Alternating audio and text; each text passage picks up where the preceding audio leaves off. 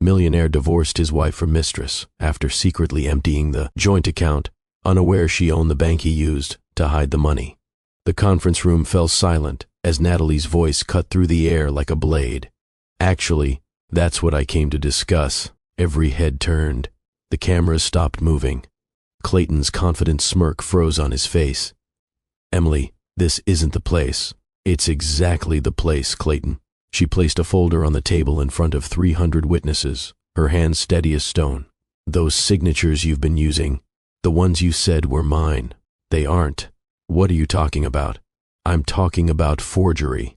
I'm talking about $78 million you stole from our joint account. I'm talking about every offshore transfer, every shell company, every secret deal you thought you hid so cleverly. Clayton's face went white. You're embarrassing yourself. No, Natalie said, her voice dropping to something cold and lethal. I was embarrassed at your gala when your mistress threw wine on me. I was humiliated when you handed me divorce papers while she sat in our home wearing my robe. But this, she gestured to the evidence, this is justice. Because every single dollar you stole, every account you opened, every transfer you made to hide your betrayal, it all went through one bank. She paused, letting the moment breathe. A bank that I own. The room erupted. Gasps rippled through the crowd like shockwaves. Clayton stumbled backward. His mistress Sienna stood from the front row, confusion and fear washing over her face. Reporters surged forward. Camera flashes exploded. And Natalie stood in the center of it all, calm as winter, watching the empire he built on lies collapse in real time. But I'm getting ahead of myself. Let me take you back to where this story really begins. Back to the night when Natalie's world shattered. Back to the moment when she discovered that the man she'd loved for 15 years, the man she'd built an empire beside, had been planning her destruction all along. Before we dive deep into this story, I need you to do something for me. Hit that like button right now because what you're about to hear is a story about betrayal, revenge, and the kind of justice that makes you believe in karma again. And listen, I want to know where in the world you're watching from. Drop a comment below telling me your city, your country, or just type, I'm with you, Dr. Phillips, so I know you're here for this journey. Subscribe to Love and Twilights with Dr. Phillips and turn on that notification bell because we bring you the most compelling stories of resilience and triumph every single week. Trust me, you don't want to miss how this unfolds. Now, let me take you back to the beginning. The champagne tasted bitter that night, or perhaps it was just the taste of betrayal coating Natalie's tongue. She stood at the edge of the rooftop garden, overlooking the glittering expanse of downtown Seattle. The city stretched before her like scattered diamonds on black velvet. Behind her, the charity auction hummed with the sound of wealth and ambition. Tech moguls in designer suits, real estate titans with their trophy wives, philanthropists who measured their worth in zeros and social influence. Natalie Whitmore Mercer had been part of this world for 15 years. She knew the language they spoke, the games they played, the masks they wore. She'd helped build this empire, brick by brick, deal by deal, sacrifice by sacrifice. But tonight, everything felt different. Tonight, the foundation was crumbling beneath her feet, and she didn't even know it yet. She took another sip of champagne, the bubbles sharp against her throat, and watched her husband across the rooftop. Clayton Mercer stood in a circle of admirers, his hand resting on the lower back of a woman who wasn't his wife. Sienna Hart, 28 years old, auburn hair that caught the string lights like copper wire, ambitious eyes that burned with the hunger Natalie remembered from her own youth. Sienna worked in Clayton's acquisitions department at Mercer Holdings, the real estate empire he'd built over 15 years. The same empire Natalie had helped him create when they were two dreamers sharing ramen in a studio apartment, planning their future on coffee-stained napkins. That memory felt like fiction now. Clayton whispered something in Sienna's ear. She laughed, her hand touching his chest, lingering too long to be professional. The gesture was intimate, possessive, public. Natalie's fingers tightened around the champagne flute.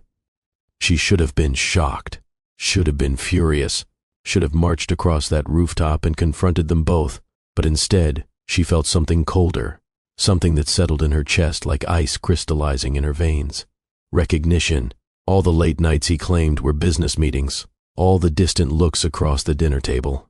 All the times he'd stopped saying her name with warmth, stopped touching her with intention, stopped seeing her as anything more than furniture in his carefully curated life. It all made sense now. Mrs. Mercer. The voice came from her left. She turned to find Preston Vale, Clayton's business partner, holding 2 glasses of champagne. He was in his early 50s, with gray threading through his dark hair and eyes that had seen enough to know when to speak and when to stay silent. Preston, she acknowledged quietly, accepting the glass, though she had no intention of drinking it. He stood beside her, both of them facing the skyline rather than each other. For a moment, they said nothing, just 2 people standing in the same storm, pretending the rain wasn't falling. I wanted to give you this before you heard it elsewhere. Preston's voice was low, barely audible over the party noise. He reached into his jacket pocket and pulled out a folded paper, passing it to her with the discretion of a spy exchanging secrets. Natalie unfolded it slowly. Her hands didn't shake. Not yet. Petition for dissolution of marriage. The words stared up at her in cold legal typeface. Filed by Clayton James Mercer. Grounds, irreconcilable differences. Division of assets pending. The world didn't stop spinning. The music didn't fade. Laughter still rippled across the rooftop like breaking glass. But something inside Natalie shifted. Transformed. Hardened. When? She asked, her voice steady. This afternoon. He filed at 3:45. You'll be served Monday morning. She refolded the paper with precise movements, creasing it along the exact same lines. Her face remained calm, composed. The mask she'd learned to wear in boardrooms and charity galas, the armor that came with being Mrs. Clayton Mercer. There's more, Preston said, and now his voice carried something heavier, something that made her finally look at him.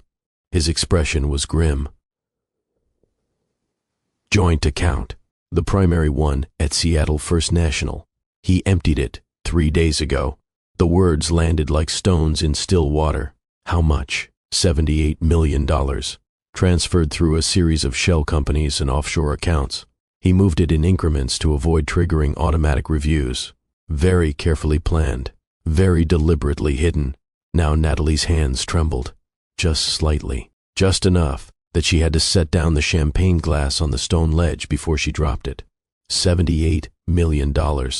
Their joint account, the one they'd built together, the one that held proceeds from deals she'd negotiated, properties she'd identified, investments she'd researched. 15 years of partnership, reduced to zeros and transferred away while she slept in their bed, trusting him. Preston continued, his voice quiet but urgent. I tried to warn him this was wrong. I told him you deserved better, that this wasn't just business. He said you'd be fine, said you'd understand it was necessary for the transition. The transition, Natalie repeated, the words tasting like poison. To his new life. With her. Across the rooftop, Clayton pulled Sienna closer, whispering something that made her laugh again. The sound carried on the night breeze, crystalline and triumphant. Preston watched Natalie carefully. What will you do? She looked at him then, really looked at him. Preston had been Clayton's business partner for 8 years. He'd been at their wedding. He'd celebrated their anniversaries. And now he stood here, risking his own position to give her truth when lies would have been easier. Thank you, she said simply. For telling me. Natalie, for your honesty, she continued, her voice growing steadier with each word. For remembering that integrity still matters. She picked up the petition, folded it carefully, and slipped it into her evening clutch beside her phone and lipstick. Evidence, documentation, the beginning of something Preston couldn't yet see. I'm going to remember who I was before I became Mrs. Mercer, she said quietly. Then she walked away from the ledge, away from Preston's concerned gaze, away from the party where her husband celebrated his betrayal in plain sight. Her heels clicked against the rooftop tiles with measured precision. She didn't look back at Clayton, didn't give him the satisfaction of a scene, didn't play the role of the scorned wife falling apart in public. Instead, she walked to the elevator with her head high and her spine straight. Every inch the successful woman Seattle society knew her to be. The elevator doors opened. She stepped inside, and as they slid closed, sealing her into that small steel box, she finally let herself feel it. Not tears. She was beyond tears. What she felt was colder than grief, sharper than anger. It was clarity. The elevator descended through the building, floor by floor, carrying her away from the party and toward something she couldn't yet name. She caught her reflection in the polished doors. A woman in midnight blue silk, diamonds at her throat, a gift from Clayton on their 10th anniversary, hair styled in soft waves, makeup perfect.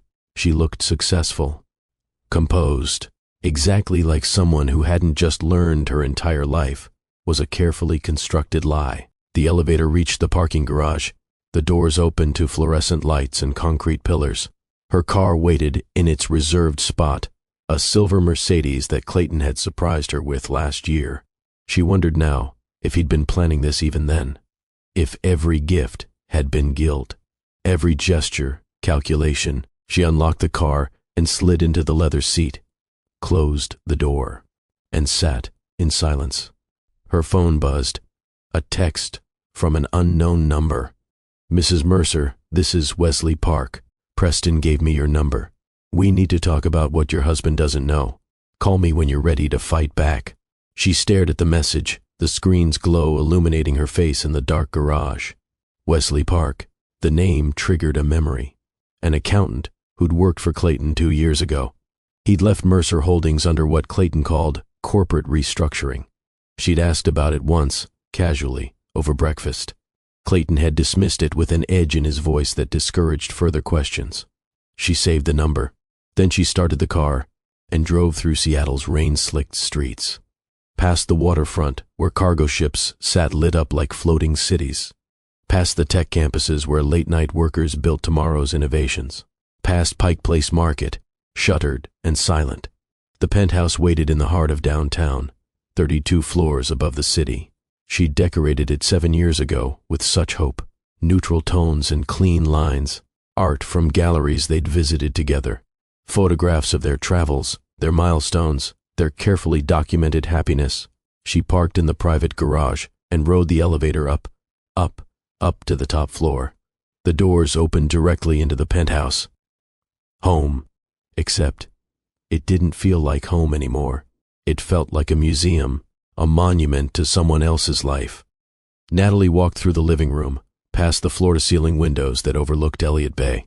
The city lights reflected off dark water like scattered stars, beautiful and cold and distant. She poured a glass of wine from the bottle Clayton had opened that morning. Aged Bordeaux, something expensive he'd been saving for a special occasion. She wondered if he'd been planning to share it with Sienna after the divorce was finalized. The thought made her smile, just barely, a small, humorless curve of her lips. She carried the glass to the window but didn't drink, just held it, feeling its weight, watching the city breathe below her.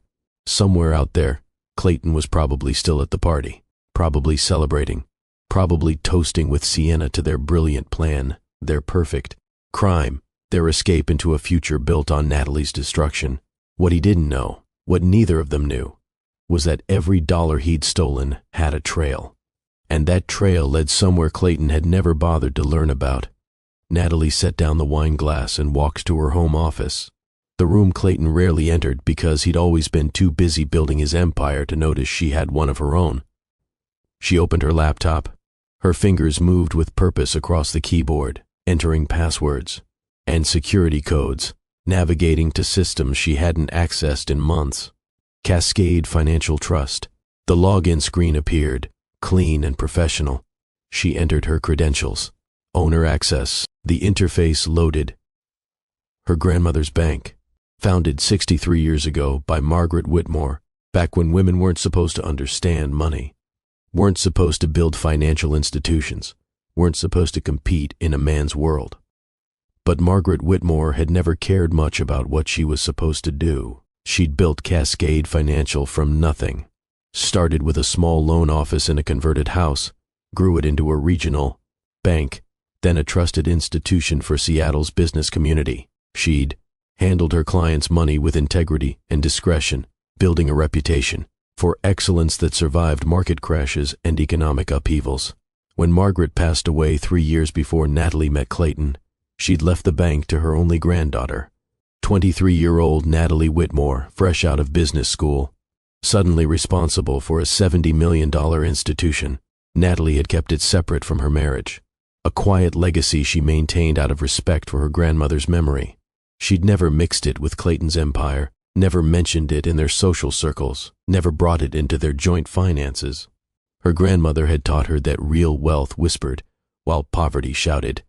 So Natalie had whispered, kept Cascade Financial running smoothly through trusted executives, attended quarterly board meetings, made strategic decisions, honored her grandmother's vision of banking that served communities rather than exploiting them. Clayton had known she'd inherited something, but he'd never asked details. He'd been too focused on building Mercer Holdings, too consumed with his own ambitions to notice that his wife owned a bank. And now, as Natalie navigated to the institutional accounts division, as she pulled up the flagged transactions requiring owner review, she discovered exactly where his arrogance had led him. There, on her screen, was a series of deposits from the past week. 5 accounts, opened within the last 6 months. Various corporate names designed to sound legitimate and forgettable. Hartwell Investments, Summit Capital Holdings, Pacific Rise LLC, Meridian Trust Group, and one more, Sienna Hart, Financial Consultancy. Natalie's breath caught. The total deposits across all 5 accounts equaled exactly $78 million. He'd put it in her name, in his mistress's name, funneled his stolen money through Natalie's own bank. The irony was almost poetic. She sat back in her chair, staring at the screen. Numbers and account details and transaction histories, all of it documented with perfect precision. Every transfer recorded, every deposit tracked, every movement of stolen money flowing through systems under her control. Clayton thought he was a genius, thought he'd covered his tracks, thought he'd secured his future. He'd actually handed her everything she needed to destroy him. Natalie pulled out her phone, opened a new message, found the number Wesley Park had texted from. She typed carefully, "It's Natalie. I'm ready to fight back. Tell me everything." She hit send. The message showed as delivered, then read. 3 dots appeared, indicating he was typing. Her phone rang instead. She answered. "Mrs. Mercer." Wesley's voice was cautious, like he couldn't quite believe she'd actually reached out. "It's Natalie," she corrected quietly. "And I need you to tell me about the discrepancies you found. All of them." She heard him exhale, a sound of relief mixed with determination. "Can you meet tomorrow morning? Early, somewhere private. The Fremont Coffee House, 6:30. I'll be there." "And Mrs. Natalie," he corrected himself. "I've been waiting 2 years for this call." Then, let's not waste any more time. She ended the call and looked back at her computer screen, at the accounts holding Clayton's stolen millions, at the evidence he'd deposited directly into her vault. The woman who'd decorated this penthouse felt like a stranger now. The woman who'd smiled through charity auctions and played the supportive wife had dissolved like sugar in rain. What remained was someone else entirely, someone forged from her grandmother's steel, someone tempered by betrayal, someone sharpened by purpose. Natalie shut down the computer, stood, walked back to the living room where the untouched wine glass sat on the coffee table. She picked it up and carried it to the kitchen, poured the expensive Bordeaux down the sink, watching it spiral away. Then she went to her bedroom, the room she'd shared with Clayton for 7 years, and began packing his belongings into boxes. She worked methodically, suits and shirts, shoes and watches, cufflinks and cologne, every piece of him sorted and packed and stacked by the door. She didn't cry, didn't rage, didn't break anything or scream into pillows or do any of the things the world expected from a betrayed wife. Instead, she cleaned him out of her space with surgical precision. By 3 a.m, the bedroom was purged. The closet held only her clothes. The bathroom counter, only her products. Every trace of Clayton Mercer packed into boxes waiting for removal. Natalie stood in the center of the room, looking at her work.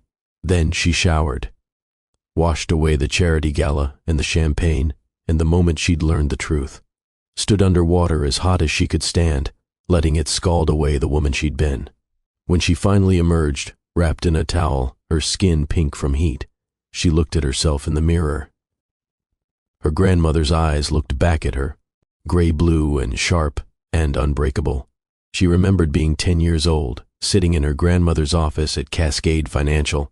Margaret had been meeting with a businessman who'd tried to cheat the bank who, forged documents and hidden assets and thought an old woman wouldn't notice.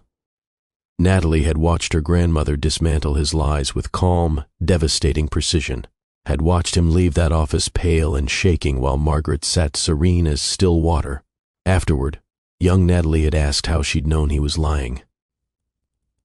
Her grandmother had smiled. "Darling girl, dishonest people always make the same mistake. They assume everyone else is as careless as they are. They never imagine that the person they're cheating might own the whole game board." The memory felt prophetic now. Natalie dried her hair, braided it loosely, and climbed into bed. The sheets felt different without Clayton's presence. Lighter, cleaner. She set her alarm for 5:30 and closed her eyes. Sleep came easily, dreamless and deep, the kind of sleep that comes after a decision has been made. When the alarm buzzed in the pre-dawn darkness, Natalie woke with perfect clarity. No grogginess, no moment of forgetting what had happened, just immediate, crystalline awareness. She dressed in dark jeans and a simple sweater, pulled her hair into a ponytail. No makeup, no jewelry. Nothing that said Mrs. Clayton Mercer, just Natalie Whitmore, granddaughter of Margaret Whitmore, woman on a mission. She made coffee in the silent kitchen and drank it standing at the window, watching the city wake up, lights flickering on in apartment buildings, early commuters on the streets below, delivery trucks making their rounds, life continuing, oblivious to the war being waged in penthouses and bank accounts. At 6:15, she grabbed her keys and headed out. The Fremont Coffee House was a small place, tucked between a bookstore and a vintage shop, far from the glossy downtown corridors where people might recognize her. The kind of place that served good coffee to neighborhood regulars and didn't care about designer labels or social status. Natalie arrived at 6:25. The morning air was crisp, carrying the smell of rain and coffee and possibility. Wesley Park was already there, sitting in a corner booth with his back to the wall. He looked younger than she expected, mid-30s, with sharp eyes, and the careful posture of someone who'd learned to watch his back. He stood when he saw her. "Natalie," he said, and there was respect in his voice, relief. She slid into the booth across from him. A waitress appeared, and Natalie ordered black coffee. Wesley already had a cup, mostly empty. They waited until the waitress left before speaking. "I was Clayton's senior accountant for 6 years, Wesley began without preamble. I handled his personal finances, the corporate accounts, everything. 2 years ago, I found discrepancies, money moving through channels that didn't match the official books. When I asked questions, I was fired within 24 hours. What kind of discrepancies?" Wesley pulled out a tablet from the messenger bag beside him, swiped it open, and pushed it across the table. "He's been building a secondary empire using Mercer Holdings resources, shell companies, fraudulent expense reports, fake vendor contracts. He'd bill clients for services never rendered, then funnel the excess through offshore accounts." Natalie studied the tablet. Spreadsheets and transaction records and email chains, all meticulously organized. "The thing is," Wesley continued, "he needed authorization for the larger transfers. Corporate policy requires dual signatures for anything over $5 million. She looked up sharply. "He forged my signature." Wesley nodded. "Repeatedly. You're listed as co-owner of Mercer Holdings' parent corporation. He used that authority to legitimize every fraudulent deal." The waitress returned with Natalie's coffee. They both went silent until she left. "If this comes to light," Natalie said slowly, "the liability falls on both of us." "Exactly. You're named as the authorizing party on dozens of illegal transactions. If he goes down, he's designed it so you go down with him. Or more accurately, he's designed it so you go down instead of him." She wrapped her hands around the hot coffee mug, feeling its warmth seep into her palms. "Why help me now?" Wesley's expression hardened, because when I questioned him, he didn't just fire me. He threatened my family, said accidents happen to people who don't understand business. I have a daughter, Natalie. She was 3 years old then. I couldn't risk it. He paused, jaw tight. But if you're willing to fight him, I have 3 years' worth of evidence. Everything he's done. Everyone who helped him. All of it documented. Natalie studied him across the table, saw the truth in his eyes. The anger. The father protecting his child the only way he could. He's planning to finalize the divorce next month, she said. Before then, he's closing a deal with Paramount Properties. $800 million. Mixed-use development on the waterfront. It's supposed to be his masterpiece. Wesley nodded slowly. The deal that makes him untouchable. Unless we prove he built his empire on fraud. She said it calmly, but underneath ran a current of something molten and dangerous. I need you to compile everything, she continued. Every forged signature, every fraudulent transfer, every offshore account. And Wesley, I need to know everyone involved. Every lawyer, every banker, every person who helped him hide this. What are you planning? Natalie took a sip of her coffee, set the mug down precisely. My grandmother used to say that revenge is a dish best served cold, but she also taught me that justice isn't revenge. It's restoration. She met Wesley's eyes. Clayton thinks he's won because he took the money, but he doesn't know where it went. Every dollar he stole is sitting in accounts I control, in a bank he doesn't know I own. Understanding dawned across Wesley's face. Cascade Financial, she confirmed. And when the time is right, I'm going to show him exactly what happens when you steal from someone who owns the vault. Wesley leaned back, something like admiration crossing his features. How long have you owned the bank? Since before I met him. My grandmother left it to me when I was 23. He knows I inherited something, but he never asked details, never cared enough to find out. She smiled faintly. He was always too busy building his empire to notice I had one of my own. What do you need from me first? Everything you have on the offshore accounts.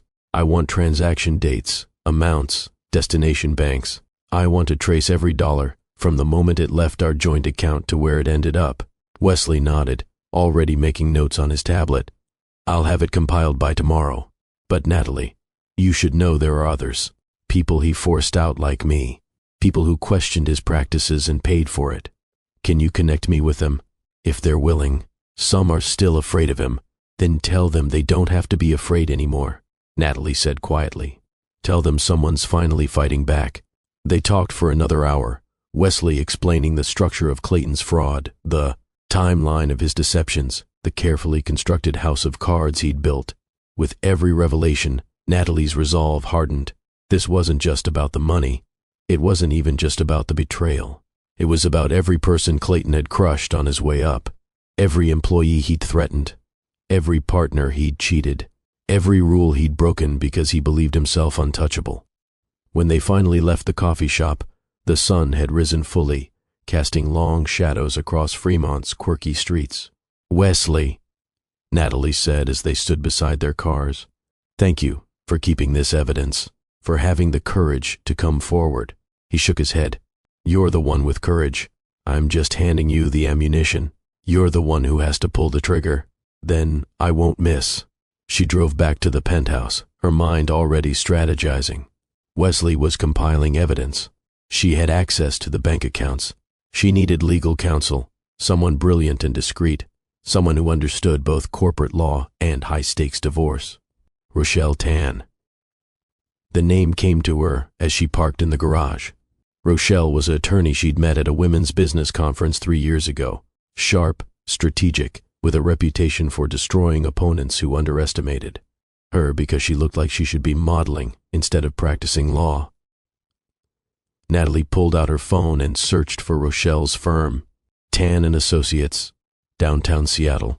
She called the main number. Tan and Associates, how may I direct your call? Rochelle Tan, please.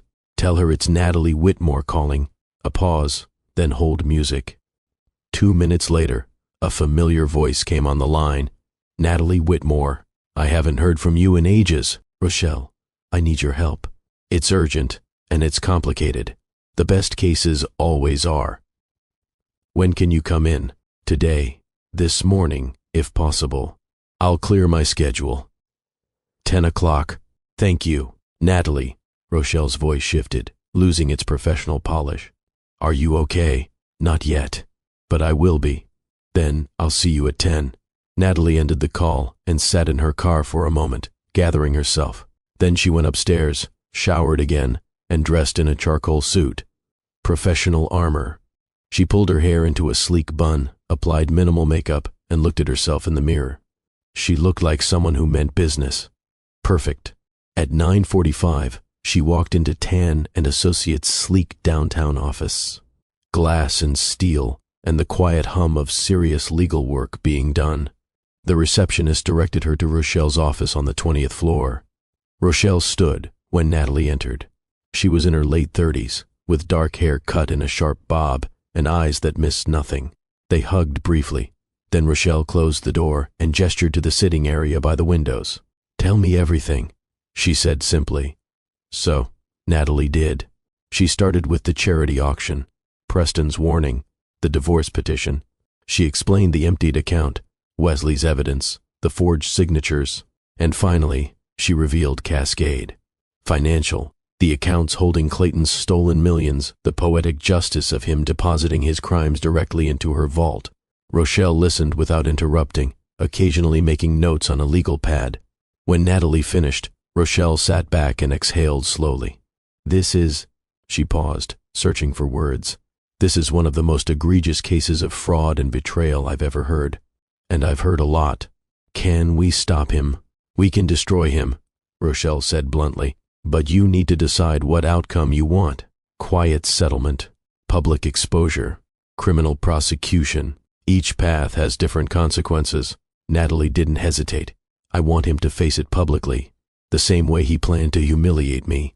I want the truth exposed at his moment of greatest triumph, so everyone who enabled him sees exactly who he is. Rochelle smiled, small and sharp. The Paramount signing ceremony. Exactly. That's in. Rochelle checked her computer. 6 weeks. May 15th. Is that enough time? If we start now, we'll need forensic analysis of the forged signatures, depositions from Wesley and anyone else willing to testify, documentation of every fraudulent transaction, and we'll need to notify Paramount's legal team beforehand so they're not blindsided. What about leverage? What if Paramount decides to postpone rather than proceed? Natalie leaned forward. Paramount Properties has a $50 million construction loan for this development through Cascade Financial. I approved it personally last year. Rochelle's eyes gleamed. So, if they want to keep their financing, they'll play ball. I'm not going to threaten them, Natalie clarified. But I'm going to make sure they understand that integrity matters, that doing business with a criminal has consequences. That's leverage enough, Rochelle agreed. She stood, moving to her desk. Let me make some calls. I have a forensic analyst who specializes in signature verification, and I'll need copies of everything Wesley has. I'll get them to you today, Natalie, Rochelle said, turning serious. Once we start this, there's no going back. Clayton will fight dirty. The media will be brutal. Your personal life will be dissected publicly. Are you prepared for that? Natalie thought of her grandmother. Steel wrapped in silk. I'm prepared to do what's right. Everything else is just noise. Good, Rochelle said. Then let's build a case he can't escape. Natalie left the law office feeling something she hadn't felt since Preston handed her that divorce petition. Hope, not the naive hope of reconciliation or the fantasy that Clayton would suddenly develop a conscience, but the solid, strategic hope that comes from having a plan, having allies, having evidence. She met Wesley again that afternoon in her grandmother's old house in Queen Anne, the Tudor-style home with its ivy-covered walls and overgrown garden, the place Clayton had dismissed as quaint and never bothered to visit. Now it became their war room. Wesley arrived with 2 other people, a woman in her 40s with tired eyes and determined posture, and a younger man, with the nervous energy of someone who'd been waiting years for this moment. Natalie, Wesley said, this is Kendra Wells and Trevor Huang. Kendra was a contracts lawyer at Mercer Holdings until 3 years ago. Trevor was an auditor until 2 years ago. They both left because of Clayton's practices. The three former employees stood in her grandmother's living room, looking at Natalie with a mixture of hope and wariness. She gestured to the dining room. "Let's work." They spread documents across her grandmother's oak table. Wesley had brought printouts of everything, organized by year and type of fraud. Kendra added her own files, contracts with suspicious clauses and inflated figures. Trevor contributed audit reports he'd refused to sign, reports that would have covered Clayton's illegal transfers. For hours, they worked, matching signatures, comparing dates, building a timeline of deception that stretched back 5 years. "The Belltown Tower project," Kendra said, highlighting a contract from 2019. "He overbilled the client by $12 million. Look at the budget authorization signature." Natalie studied it. Her signature, or something that looked exactly like it. How did he forge them so precisely? Trevor leaned in. "Digital reproduction. He probably scanned your real signature from a legitimate document, then used software to place it on fraudulent ones. It's sophisticated, but forensic analysis will catch it." Digital forgeries always have pixel pattern irregularities. "Rochelle needs that analysis," Natalie said. "Can you connect her with your forensic contacts?" "Already done," Wesley confirmed. "She called me an hour ago. They're starting tomorrow." As the afternoon faded to evening, a picture emerged. 5 years of systematic fraud, dozens of forged signatures, millions stolen from clients, partners, investors, all authorized under Natalie's name, making her the legal scapegoat if the scheme ever unraveled. Clayton had been planning this for years. Not just the divorce, not just the theft. He'd been building her as his sacrificial offering, the fall guy who would take the blame while he walked away clean.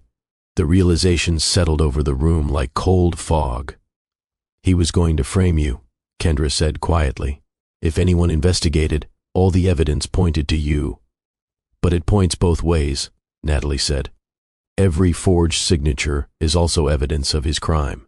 Every fake authorization proves his intent." "Exactly," Trevor agreed. "And now we have the documentation to prove it." They worked until midnight, building a case that would withstand legal scrutiny and public examination. 300 pages of evidence, organized chronologically, cross-referenced, verified. When they finally stopped, exhausted but satisfied, Wesley looked at Natalie with something like awe. "Your grandmother would be proud." Natalie touched the old oak table, worn smooth by decades of family meals and business meetings. "She taught me that the best revenge is becoming the person they never expected you to be." She looked at her team. These people Clayton had thrown away, now assembled to bring him down. "Thank you," she said simply, "for your courage, for keeping evidence when it would have been easier to destroy it and move on, for being willing to face him." "We're not doing this just for you," Kendra said. "We're doing it for everyone he's crushed, everyone he threatened, everyone who thought they had no choice but to accept his abuse." Trevor nodded. "He made us all feel powerless, but together, we're not." The following weeks moved like a chess game played in shadows. Natalie continued living in the penthouse, maintaining the appearance of shocked acceptance. She attended the mediation sessions Clayton's lawyers scheduled, sat across from him in conference rooms, played her part. Clayton grew more confident with each meeting. He thought her silence was defeat, thought her calm was resignation. He couldn't have been more wrong. Rochelle attended the mediations as Natalie's attorney, taking notes, asking careful questions, never revealing the nuclear option they were building in the background. After the third session, as they walked to the parking garage, Rochelle murmured, "He's getting sloppy. Did you hear how he bragged about the Paramount deal? He actually told his lawyer he'd be free and richer than you ever made him by next month." "Good," Natalie said. "Arrogance makes people careless, and we're about to make him pay for every careless moment." Meanwhile, the forensic analysis came back. 2 independent experts confirmed that the signatures on the fraudulent documents showed digital manipulation, pixel patterns that didn't match genuine signatures, timing metadata that proved the documents were created and signed on the same day, which was impossible for legitimate contracts requiring review periods. The evidence was irrefutable. Wesley connected Natalie with 2 more former employees willing to testify.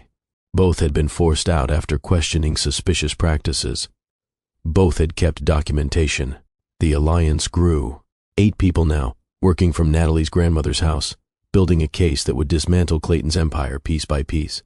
And through it all, Clayton suspected nothing. He moved through his days with the confidence of someone who believed he'd committed the perfect crime. He appeared at social events with Sienna on his arm. He gave interviews about the Paramount development. He played the role of visionary businessman ascending to his next level of success. The media ate it up. Seattle's next real estate titan, one headline proclaimed, featuring Clayton and Sienna at a gallery opening. Natalie read it over morning coffee, sitting in her grandmother's kitchen, surrounded by evidence boxes. She smiled faintly. Let him have his moment. His fall would be that much harder from the height of his arrogance. 3 weeks before the Paramount signing, Natalie requested a private meeting with Howard Brennan, CEO of Paramount Properties. They met at Cascade Financial's executive conference room. Neutral ground. Professional. Impressive enough to remind Howard that Natalie wasn't someone to dismiss. Howard was in his early 60s, silver-haired, with the weathered gravitas of someone who'd built skyscrapers across 3 continents. He arrived with his chief counsel, a sharp woman named Diana Morrison. Natalie sat across from them with Rochelle beside her. "Thank you for meeting with me," Natalie began. Howard nodded politely. "Your assistant said it was urgent regarding the Mercer development." "It is, but perhaps not in the way you expect." She slid a folder across the table. Inside were copies of the forensic reports, transaction records, and a summary of Clayton's fraud. "I'm presenting evidence that Clayton Mercer has systematically engaged in fraud, forgery, and money laundering over the past 5 years. Every major deal he's closed has involved forged authorizations, inflated billing, and illegal transfers." Howard's expression shifted from polite interest to sharp attention. He opened the folder, Diana leaning in to read alongside him. The room fell silent except for the sound of pages turning. After 10 minutes, Howard looked up. "This is—" He paused, searching for words. "If this is accurate, we've done 2 years of due diligence on a criminal." "It's accurate," Rochelle said. "We have 2 independent forensic analysts confirming the signature forgeries. We have testimony from 5 former employees. We have transaction records from every offshore account." Diana spoke for the first time, her voice sharp. "Why bring this to us now? Why not go directly to law enforcement?" "Because," Natalie said calmly, "I wanted to give you the opportunity to make the right choice. The signing ceremony is in 3 weeks. You have investors flying in from multiple countries. The mayor is speaking. Media coverage is already scheduled." She paused. "If you cancel now, you look reactive. But if you're prepared when the truth comes out, if you're on the right side of this, Paramount's reputation remains intact." Howard and Diana exchanged a long look. "You want us to proceed with the ceremony," Howard said slowly. "Knowing what we know now, I want you to be prepared for the truth to emerge," Natalie corrected. "What you do with that information is your choice. But you should know that if you sign this deal with Clayton Mercer, your company becomes complicit in his fraud. The legal exposure alone would be devastating." Diana studied the documents again. "The financing for this development, $50 million from Cascade Financial. You approved it." "I did," Natalie confirmed. "Last year, before I knew the extent of Clayton's criminal activity." She met their eyes steadily. "I'm not threatening to pull your financing, but I am saying that integrity matters. And doing business with criminals has consequences." Howard sat back heavily. "What exactly do you want from us, Mrs. Mercer?" "It's Natalie Whitmore," she corrected gently. "And what I want is for Clayton to face the consequences of his actions publicly, the same way he planned to humiliate me. I want him to stand in front of everyone who believed in him and explain how he built his empire on lies." "You want him destroyed," Howard said bluntly. "I want justice," Natalie replied. "There's a difference." Howard looked at Diana. Some silent communication passed between them. Finally, he turned back to Natalie. "We'll proceed with the ceremony, but our legal team will be ready. The moment this evidence is presented, we pull the deal and notify the appropriate authorities. That's all I'm asking." "One more thing," Diana said. "If this goes wrong, if your evidence doesn't hold up, the liability falls on you. Are you prepared for that?" My evidence will hold up, Natalie said quietly. I've spent 6 weeks making sure of it. She stood, Rochelle rising beside her.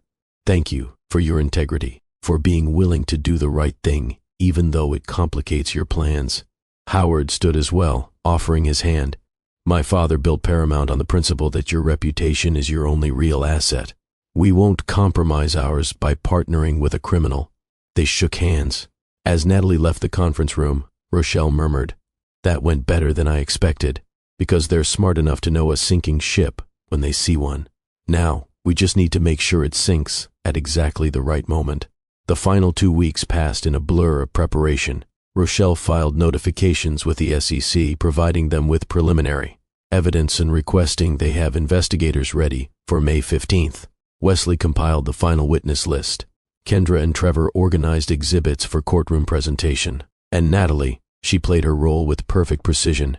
She attended a dinner party where Clayton and Sienna held court, the golden couple ascending. She smiled politely, answered questions about her post-divorce plans with vague pleasantries, let everyone think she'd accepted her fate gracefully. One evening, as she was leaving the penthouse, Sienna appeared in the hallway.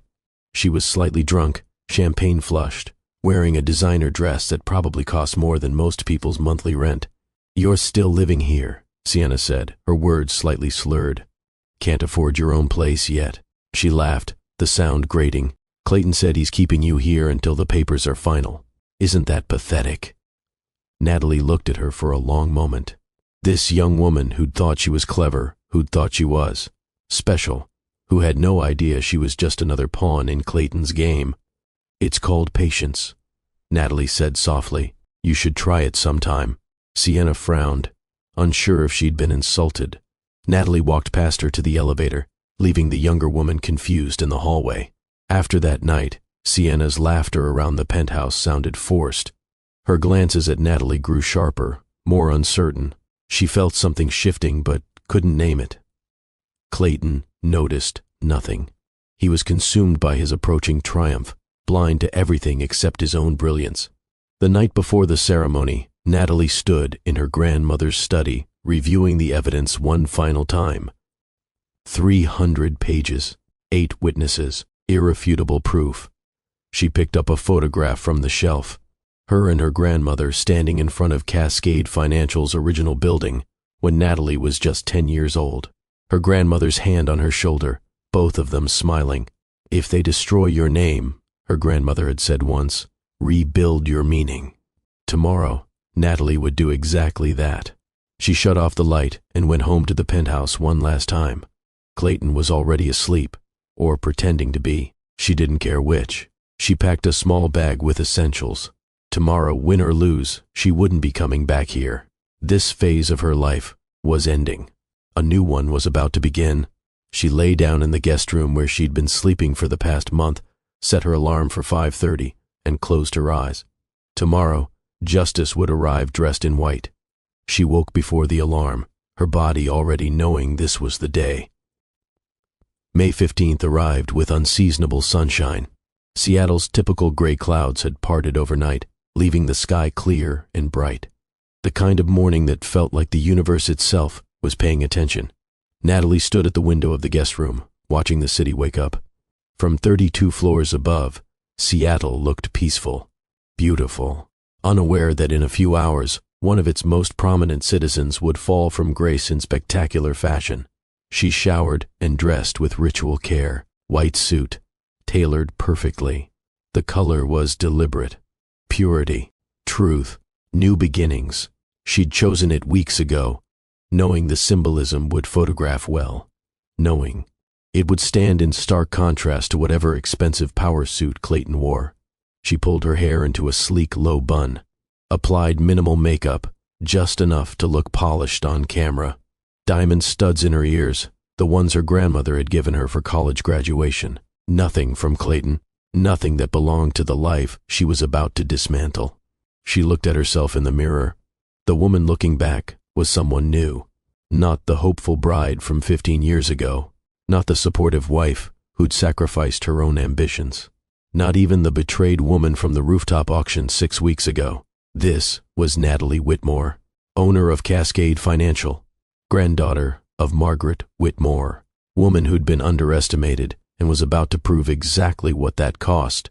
She picked up her phone. Messages from Wesley, Kendra, Trevor, all confirming they were ready. A text from Rochelle saying simply, "Today we win." And one from Preston Vale, "Whatever happens today, I'm proud to know you." She responded to each with a simple thank you, then slipped the phone into her purse alongside the USB drive containing backup copies of everything, just in case. In the living room, Clayton's boxes still sat by the door where she'd stacked them a month ago. He hadn't even noticed, hadn't come home enough to see that she'd erased him from her space. She heard movement from the master bedroom. Clayton, getting ready for his big day. She could have left before he woke up. Should have, probably. But something made her wait. She made coffee in the kitchen, the expensive Italian machine Clayton had insisted they needed. Poured 2 cups. Clayton emerged 15 minutes later, already dressed in a charcoal gray suit that probably cost $5,000. He looked like success incarnate, confident, powerful, untouchable. He stopped when he saw her. "You're up early," he said, surprise evident in his voice. "And you made coffee." His tone suggested this was unusual, which it was. She hadn't made him coffee in weeks. "Big day," she said simply, handing him a cup. "Your Paramount signing." He took it, studying her face like he was trying to read a language he'd forgotten. "You're coming?" "I'm still a shareholder," she said calmly.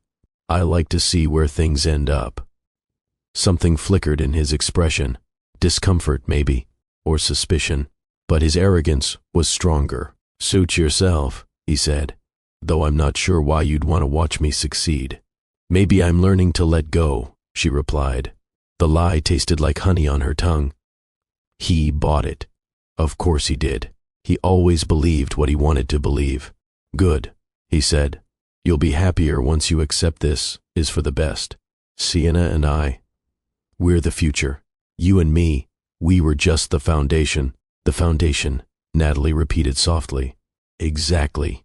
No hard feelings." He actually said it. No hard feelings. Like he hadn't stolen $78 million.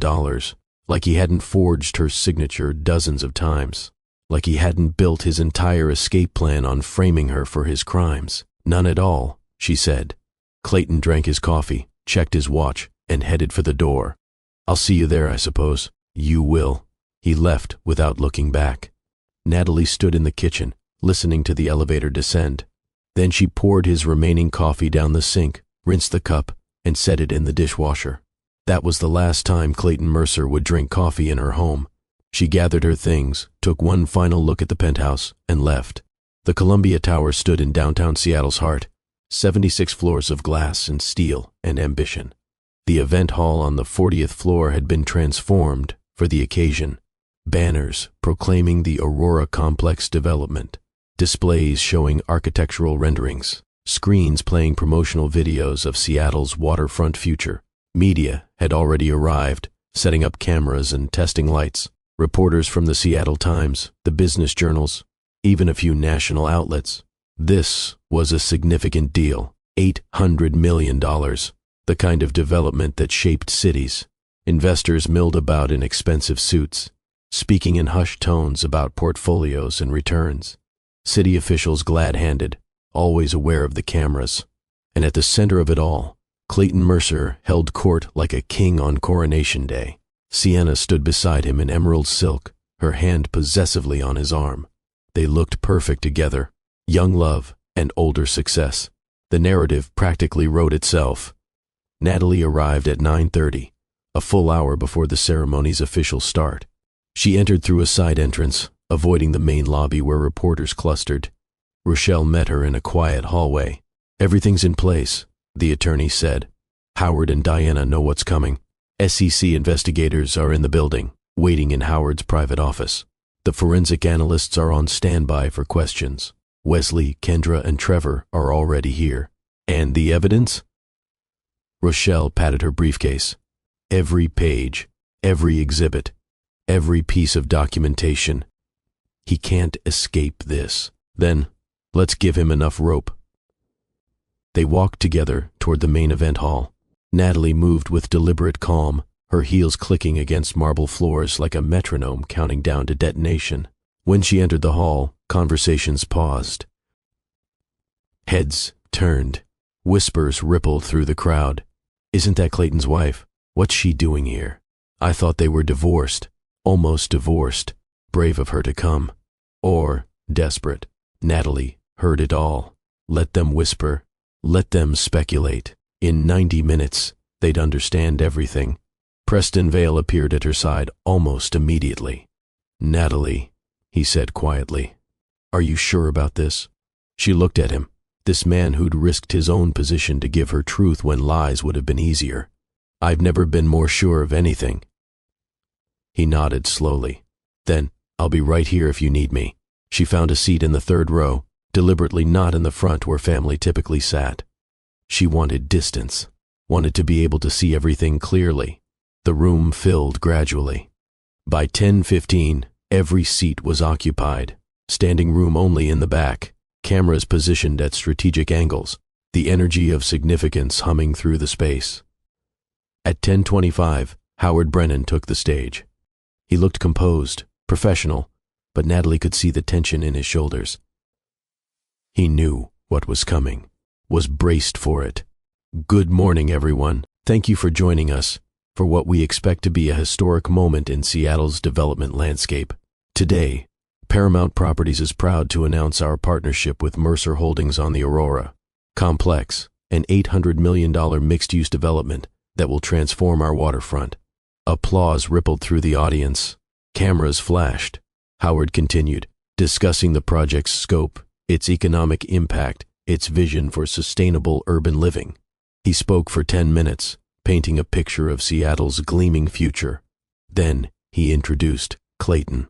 "And now, I'd like to invite Clayton Mercer to the stage, the visionary behind Mercer Holdings and our partner in bringing the Aurora complex to life." Clayton stood, buttoning his suit jacket with practiced ease. He kissed Sienna's cheek before walking to the stage, soaking in the applause like sunlight. Natalie watched him, memorized this moment, his confidence, his smile, his absolute certainty that he'd won. Clayton took the microphone. "Thank you, Howard. Thank you all for being here today. This project represents everything I've worked toward for the past 2 decades. Innovation, sustainability, community. The Aurora complex will be my legacy, my gift to the city that's given me so much." He spoke beautifully, always had. That was part of his talent, the ability to make people believe in his vision, to trust his brilliance. Behind him, a screen showed renderings of glass towers and green spaces, mixed-income housing and retail corridors. It looked ideal, perfect, built on fraud, but perfect. "This partnership with Paramount," Clayton continued, "represents the kind of collaboration that creates lasting value. When 2 companies share a vision, share integrity, share commitment to excellence, extraordinary things happen." The word integrity hung in the air like smoke. Natalie's hands remained still in her lap, her expression calm, but inside, anticipation coiled tight. Clayton spoke for another 5 minutes. Then he gestured to the table where 2 leather portfolios waited, surrounded by city officials and corporate lawyers. "And now," he said, his smile broadening, "let's make history." The audience applauded again. Cameras moved closer, positioning for the signature shots. Howard joined Clayton at the table. They shook hands for the cameras, smiled, performed the choreography of corporate theater. Then Howard opened his portfolio. "Before we proceed," he said, his voice carrying clearly through the microphone, "there's a matter we need to address." The room quieted. Clayton's smile faltered slightly. "Howard, we've received evidence of serious irregularities in Mercer Holdings' financial documentation, specifically regarding authorization signatures and fund transfers." The temperature in the room dropped 10 degrees. Clayton's jaw tightened, but he maintained his composure. "I'm sure there's been some misunderstanding. My legal team can address any concerns after we finalize this agreement." "The irregularities involve forged signatures, Mr. Mercer," Howard said, his tone formal now. "Official, and the person whose signature was forged is here." He gestured toward the audience. Every head turned. Natalie stood. The room erupted in whispers. Cameras swung toward her, finding focus, broadcasting her face across screens. She walked forward with measured steps. Crowd parted. She moved through them like water through stone, inevitable and unstoppable. Clayton's face cycled through emotions. Surprise, confusion, then anger, flashing hot in his eyes. "Natalie," he said, his voice carrying a warning. "What are you doing?" She reached the stage, climbed the 3 steps, stood facing him across the signing table. "I'm presenting evidence that you systematically forged my signature to authorize fraudulent transactions over the past 5 years. Rochelle appeared beside her, laptop already opening, connecting to the presentation system. The screens behind them flickered, changed from architectural renderings to something else entirely. Side by side, signature comparisons appeared. On the left, Natalie's genuine signature from verified documents. On the right, the signatures from Clayton's fraudulent contracts. Even from a distance, the differences were visible. Subtle, but there, the slightly different pressure.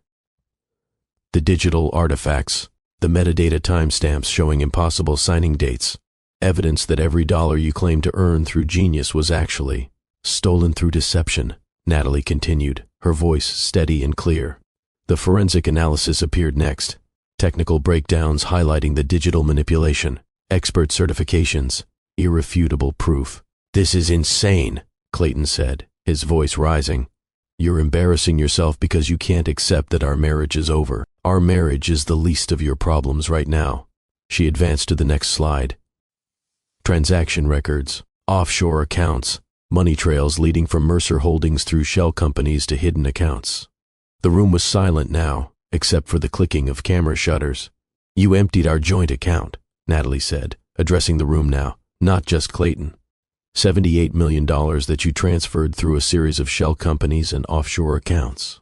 She paused, letting that number sink in. "You thought you'd hidden it perfectly. Thought you'd covered every track." Clayton's face had gone pale. Beside the stage, Sienna stood frozen, confusion and fear washing over her features. "But every dollar you stole," Natalie continued, "every account you opened, every transfer you made, went through one bank." She turned to look at him directly. "Cascade Financial Trust. The bank my grandmother founded 63 years ago. The bank I inherited and own." Gasps erupted. Reporters began shouting questions. Investors pulled out phones, already making calls. Clayton stumbled backward, his hand reaching for the table edge. "That's," he started, then stopped, his legendary composure cracking in real time. Natalie advanced to the next slide. The 5 accounts appeared, listed with their corporate names and current balances. Hartwell Investments, Summit Capital Holdings, Pacific Rise LLC, Meridian Trust Group.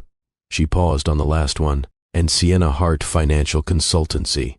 The camera found Sienna in the audience. Her face was white as paper. $12 million, Natalie said, in an account opened 6 months ago in your mistress's name, using funds stolen from me, deposited into my bank. "Sienna," Clayton said, turning toward her, his voice desperate. "I can explain, But Sienna was backing away, shaking her head, her carefully constructed world collapsing. "You told me that money was from your bonuses. You said it was legitimate. You said," her voice broke, "you used me." Natalie felt no satisfaction in Sienna's pain. The younger woman was a victim too, just a different kind. She turned back to Clayton. "You forged my signature on dozens of contracts," she said. "You built your empire using my legal authority, setting me up to take the fall if your scheme ever unraveled." The next slide showed the forged documents, one after another. Acquisitions, transfers, authorizations, all bearing signatures that looked like Natalie's but weren't. "You threatened employees who questioned you," she continued. "You forced out anyone who showed integrity. You built a house of cards and planned to leave me holding it when it collapsed." Clayton's lawyer, a man named Richard Sterling, pushed forward from the crowd. "This is highly irregular," he said. "These accusations should be handled through proper legal channels, not—" "They will be," Rochelle interrupted smoothly. The SEC has investigators in this building right now. We've provided them with complete documentation. Criminal charges are being filed as we speak. Richard's face went slack. Clayton, he said quietly, urgently. Don't say anything else. We need to leave right now. But Clayton wasn't listening. He was staring at Natalie like he was seeing her for the first time. You've been planning this, he said slowly. All these weeks, playing the defeated wife, you were learning from the best, Natalie finished. You taught me that the best victories come from letting your opponent think they've already won.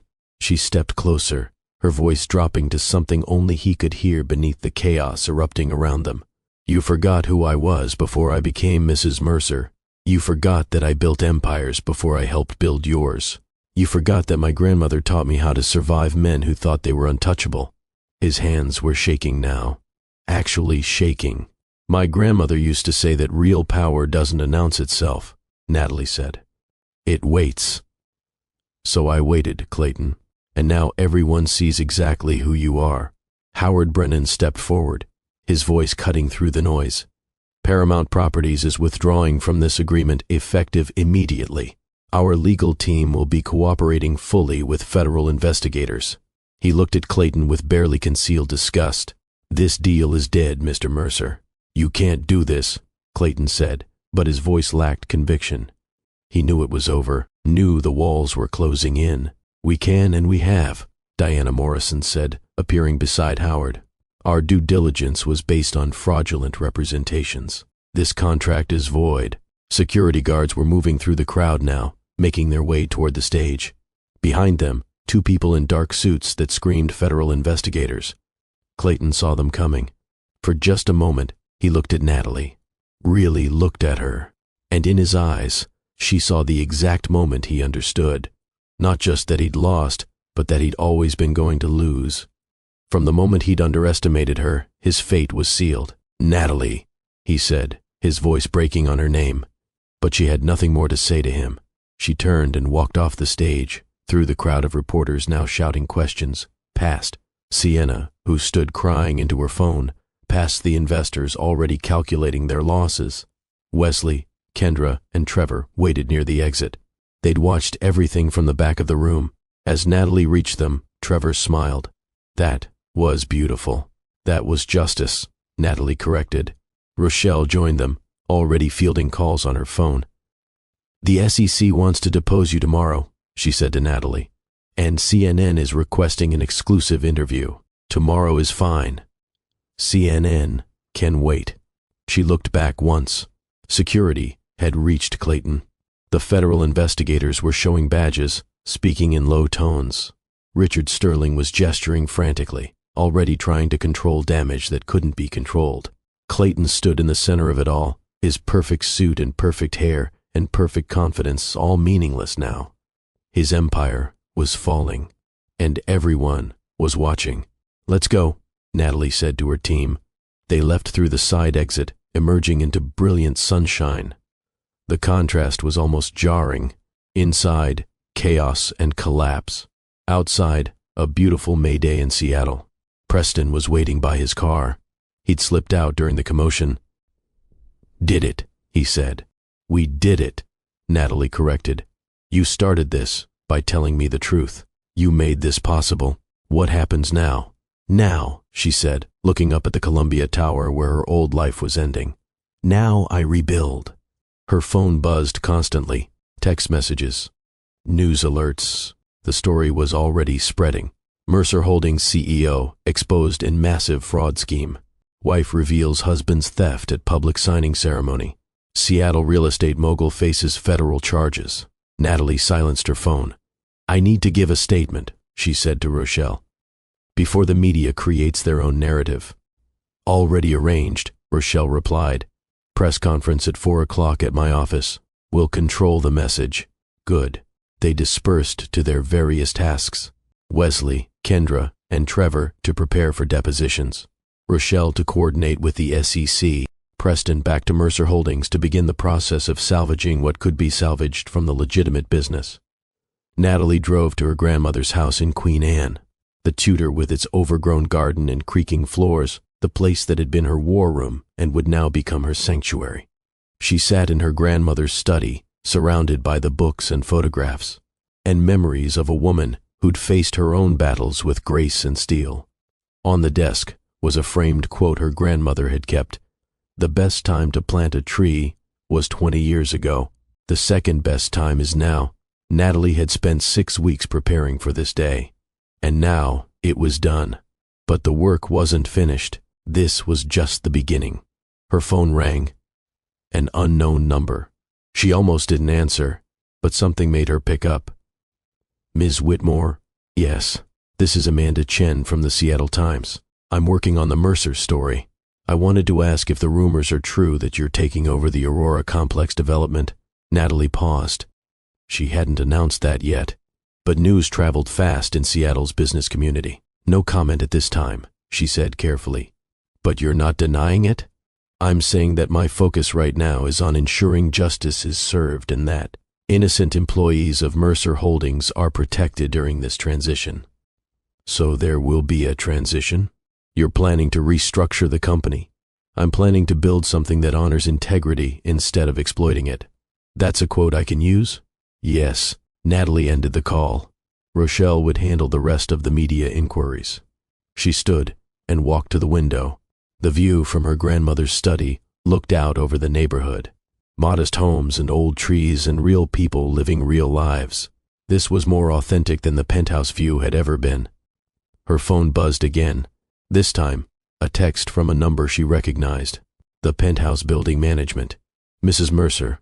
Mr. Mercer was removed from the premises by federal authorities. Please advise regarding his belongings." She typed back, "I'll arrange for pickup. And please update your records. It's Ms. Whitmore, not Mrs. Mercer." The response came quickly, noted, "Updated in our system." Another piece of Clayton erased from her life. At 3:30, Natalie dressed for the press conference. Navy suit this time, professional and serious. She pulled her hair back simply, minimal jewelry, no wedding ring. She'd stopped wearing it the day after she found the evidence in his study. The press conference was held at Rochelle's firm. A podium had been set up in the main conference room, cameras arranged in rows, reporters packed shoulder to shoulder. Natalie stood behind that podium at exactly 4 o'clock and looked out at the media that had once photographed her as Clayton's wife and would now record her as something else entirely. "Good afternoon," she began, her voice steady and clear. "My name is Natalie Whitmore, owner of Cascade Financial Trust and former spouse of Clayton Mercer." She'd written notes but found she didn't need them. "For the past 5 years, my husband systematically engaged in fraud, forgery, and theft. He used my legal authority to legitimize criminal activity. He threatened employees who questioned his practices. He built an empire on deception and planned to frame me for his crimes if they ever came to light."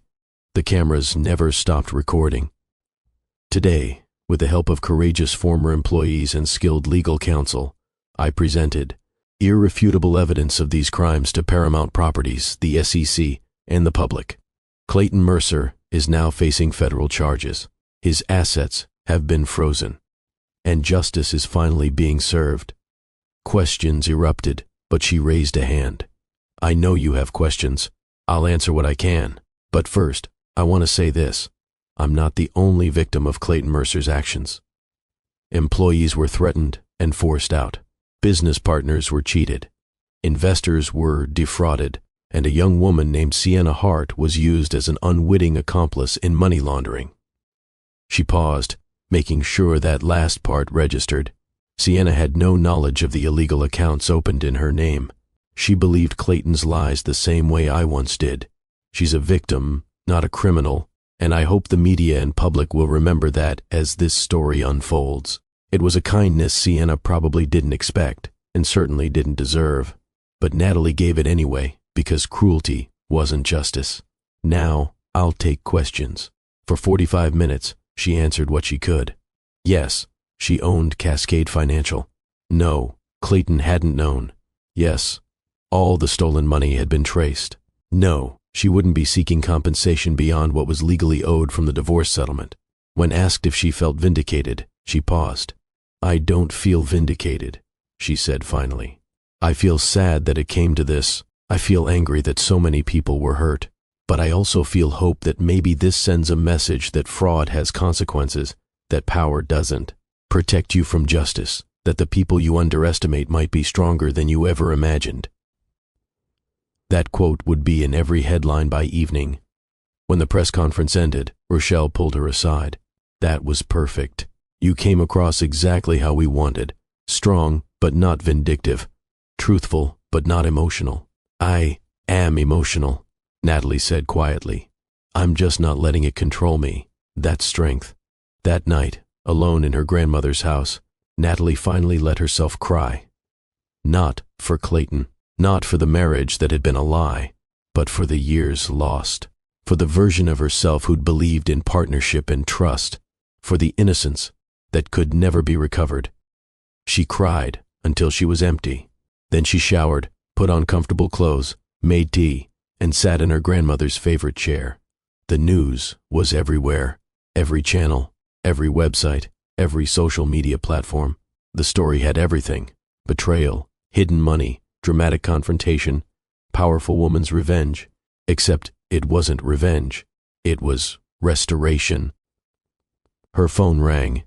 Kendra, did you see the news? They're calling you the Avenging Angel of Seattle. That's ridiculous. That's media. But Natalie, I just wanted to say thank you. Giving us a chance to speak truth. For believing us when we said Clayton was dirty. You kept the evidence, Natalie said. You took the risk. All I did was give it a platform. You gave us justice. That's everything. After the call ended, Natalie opened her laptop. New emails flooded her inbox. Interview requests, speaking invitations, even a few book deal offers. She deleted most of them. But one stood out. From Howard Brennan. Ms. Whitmore, in light of recent events, Paramount's board has unanimously voted to offer you partnership on the Aurora complex development. We believe your vision for community-first building aligns with our values. We'd be honored to work with you. Please consider this formal invitation. She read it twice. The Aurora complex, Clayton's masterpiece, now being offered to her. The irony was almost too perfect. She didn't respond immediately. That decision required thought, strategy, consideration of what she wanted her future to look like. But for the first time in 6 weeks, she felt something other than grim determination. She felt possibility. The following days blurred together. Depositions with the SEC, meetings with Cascade Financial's board to discuss the scandal's impact on the bank, consultations with Rochelle about the divorce settlement now that Clayton's assets were frozen. And through it all, media coverage that never seemed to end. Some outlets painted Natalie as a wronged woman who'd gotten revenge. Others focused on her business acumen, her strategic patience. A few tried to create sympathy for Clayton, suggesting she'd entrapped him. Those last ones made her laugh, as if she'd forced him to commit fraud, forced him to forge signatures, forced him to steal millions. Public opinion was overwhelmingly in her favor, though. The story was too clear-cut, the evidence too damning. Clayton Mercer had destroyed himself. Natalie had simply held up a mirror. 2 weeks after the ceremony, she attended the first board meeting at Mercer Holdings since Clayton's arrest. Preston Vale had been appointed interim CEO, tasked with salvaging the legitimate business operations. The boardroom felt different now, less oppressive, like a house after exorcism. Preston called the meeting to order. First order of business, he said. We need to address the criminal activity and separate it from legitimate operations. We have forensic accountants going through every deal Clayton touched in the past 5 years. How bad is it? One board member asked. Of the 43 major deals closed in that time period, Preston said, grimly, 31% involved some level of fraud or misrepresentation. The room went silent. Can we salvage any of it? Another member asked. Some, Preston said. The clients who were defrauded will need to be compensated. Some deals will be restructured. Others will be dissolved entirely. We're looking at 2, possibly 3 years of cleanup. And the company's reputation? Destroyed, someone said bluntly. Not destroyed, Natalie spoke for the first time. Damaged, but damage can be repaired if you're willing to do the work. All eyes turned to her. You're still technically a shareholder, Preston said. 22% through the original Carter Trust holdings. I am, Natalie confirmed. And I have a proposal. She stood, walking to the head of the table where Clayton used to sit. She didn't sit in his chair. Instead, she remained standing. Mercer Holdings is toxic right now. The name is associated with fraud. No client will trust it. No investor will touch it. Agreed, Preston said. So we rebrand. Completely. New name, new mission, new leadership structure. To what? Carter Vale Development, she said. We honor my grandmother's legacy of integrity. We honor Preston's courage in exposing the fraud. And we build something new from the ashes of what Clayton destroyed. The board members exchanged glances. You'd be willing to attach your name to this mess? One asked. I'm willing to attach my name to the solution, Natalie corrected, but only if we do it right. Full transparency, complete ethics overhaul, community-first development practices, and a foundation dedicated to supporting whistleblowers who expose corporate fraud. Preston was staring at her. You've thought about this. I've thought about very little else. What would your role be? CEO, with you. Equal partnership. You handle operations. I handle finance and development vision. We rebuild this company into something my grandmother would be proud of. And the Paramount deal? She smiled slightly. Paramount has offered me partnership on the Aurora complex. I'm accepting, but under Carter Vale Development, not my name alone. It'll be our first major project under the new brand. The room buzzed with conversation. It was audacious, risky, completely unpredictable. Everything that Clayton would have hated. I'll need a vote, Preston said. All in favor of restructuring as Carter Vale Development with a proposed leadership structure. 9 hands rose. 3 abstained. 1 voted no. It passed. Welcome aboard, co-CEO Whitmore, Preston said, and there was warmth in his voice. For the first time since the charity auction, Natalie smiled genuinely. Let's build something worth building. That evening, she drove to the waterfront where the Aurora complex would eventually stand. The site was empty now, just cleared land and possibility. She stood at the edge of Elliott Bay, watching the sunset paint the sky in shades of amber and rose. The Olympic Mountains loomed in the distance, purple against the fading light. This view, this city. Life. It was all still here, waiting to be claimed. Her phone buzzed. A text from an unknown number. Ms. Whitmore, my name is Jordan Reeves. My attorney Rochelle Tan said you might be willing to talk. My husband emptied our accounts and filed for divorce. I don't know what to do. I feel so powerless. Natalie stared at the message for a long moment. Then she typed back, You're not powerless. You're at the beginning of discovering just how strong you really are. Call me tomorrow. I'll help however I can. She hit send. The cycle would continue. Women being underestimated, betrayed, discarded. But now there was one more person fighting back. One more voice saying that justice matters. One more example proving that the people you underestimate might own the whole game board. Natalie looked out at the water one more time, feeling her grandmother's presence like a hand on her shoulder. Real power doesn't roar, she whispered to the wind. It waits, and when the time is right, it rebuilds. 3 months had passed since the Columbia Tower and Seattle's autumn arrived with the kind of crisp clarity that makes everything feel new. Natalie stood at the Aurora Complex construction site, hard hat replacing designer, heels, blueprints spread across a makeshift table of plywood and sawhorses. The waterfront stretched before her, Elliott Bay sparkling in October sunshine. Construction crews worked around her, the sound of progress echoing across the site. This was hers now, not by theft or deception, but by vision and integrity. Wesley approached from the site trailer, carrying updated architectural plans. Phase 1 is ahead of schedule. We're under budget by 3%. The affordable housing units will be ready for occupancy by next spring. My grandmother always said that doing things right costs less in the long run than cutting corners. She was right about most things. Natalie smiled, looking at the steel framework rising against the skyline. Where Clayton had envisioned luxury condos that would price out regular Seattle families, she'd redesigned the complex to include 40% affordable housing mixed with market-rate units, community spaces, small business incubators, green roofs, and sustainable systems. "Your 2 o'clock is here," Wesley said, checking his watch. "Already? Jordan's always early. I think she's nervous. Tell her to meet me in the site office." "I'll be right there." Wesley headed back across the construction zone, and Natalie took a moment to herself. 3 months ago, she'd been Mrs. Clayton Mercer, living a lie in a penthouse prison. Now she was Natalie Whitmore, co-CEO of Cartervale Development, building something that actually mattered. She gathered her blueprints and walked to the site office.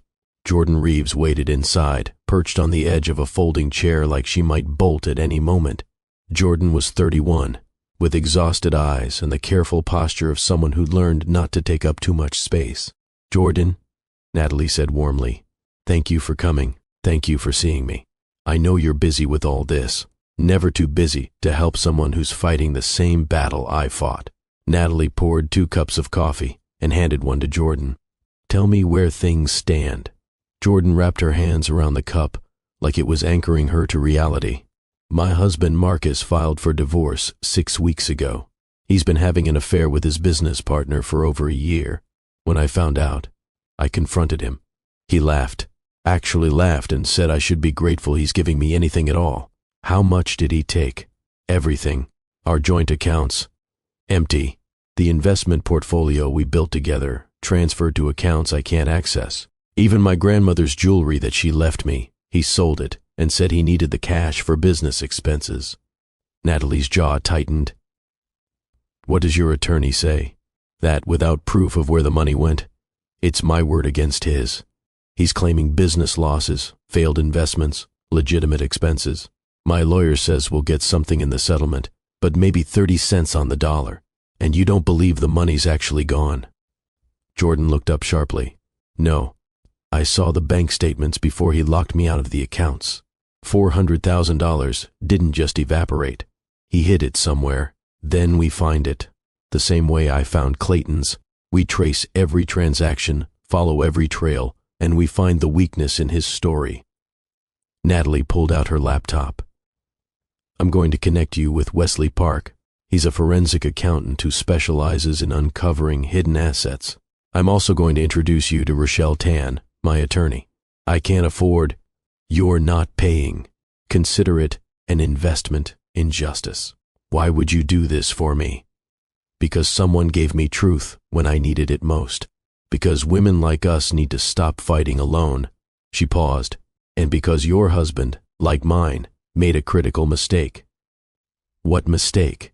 "He underestimated you." Over the next hour, Natalie walked Jordan through the process. How to document everything. How to request financial records through discovery. How to stay calm when everything inside screamed for confrontation. It's going to be hard. There will be days when you want to give up. But Jordan, you're stronger than you know right now. I don't feel strong. I feel broken. Broken things can be reforged into something unbreakable. You're in the fire right now, but you'll come out steel." Jordan's eyes filled with tears, but she didn't let them fall. "How long did it take you to feel okay again?" "I'm not sure I feel okay yet. I feel different. Stronger, yes, but also changed in ways I'm still discovering. The woman I was before Clayton's betrayal doesn't exist anymore, and honestly, I don't miss her." "Who are you now?" "Someone who knows her worth. Someone who doesn't need permission to take up space." Jordan nodded slowly, something shifting in her expression. "I want to be that person." "Then let's build her together." When Jordan left an hour later, she stood straighter, walked with more purpose. Wesley appeared in the doorway. "You're collecting strays." "I'm building an army." Her phone buzzed, a reminder about the afternoon's next appointment. Clayton's sentencing hearing was scheduled for 2 o'clock. The federal courthouse downtown was an imposing building of granite and justice. Natalie arrived at 1:45, slipping into the gallery quietly. The courtroom was surprisingly full. Media in the back rows. Former Mercer Holdings employees. Preston Vale sat near the front, He saw her enter and nodded once. At precisely 2 o'clock, the bailiff called the court to order. Judge Patricia Hendricks entered, a woman in her 60s with steel-gray hair and a reputation for no-nonsense sentencing. Then Clayton was brought in. Natalie hadn't seen him since the Columbia Tower. 3 months in federal detention had changed him. The expensive suits were gone, replaced by an orange jumpsuit. His perfectly styled hair was unkempt. The confident swagger had dissolved into something smaller. Their eyes met across the courtroom. Just for a second, she saw recognition, maybe regret, definitely fear. Then he looked away. Mr. Mercer has pled guilty to 17 counts of fraud, forgery, and money laundering, Judge Hendricks said. The prosecution has recommended 15 years federal prison with restitution to victims totaling $43 million. She looked at Clayton over her reading glasses. Does the defendant wish to make a statement before sentencing? Clayton stood, his voice rough. Your Honor, I take full responsibility for my actions. I let ambition cloud my judgment. I hurt people who trusted me. I betrayed my wife, my employees, my investors. There's no excuse for what I did. It sounded rehearsed. I've had 3 months to reflect on my choices, to understand the damage I caused. If I could undo it, I would. But I can't. All I can do is accept the consequences. Judge Hendricks' expression didn't change. Mr. Mercer, you didn't just make mistakes. You orchestrated a systematic scheme to defraud dozens of people over 5 years. You forged your wife's signature to legitimize criminal activity. You threatened employees who questioned your practices. She paused. This court has heard testimony from 12 victims whose lives you damaged. Your apology rings hollow because you only expressed remorse after you were caught. While you were committing these crimes, you showed no conscience, no hesitation, no concern for anyone but yourself. Clayton's head dropped. Therefore, this court sentences you to 18 years in federal prison.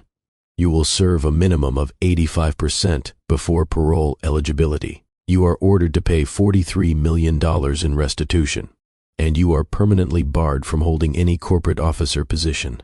The gavel came down. 18 years. Clayton's shoulders shook. The bailiffs moved forward to escort him out.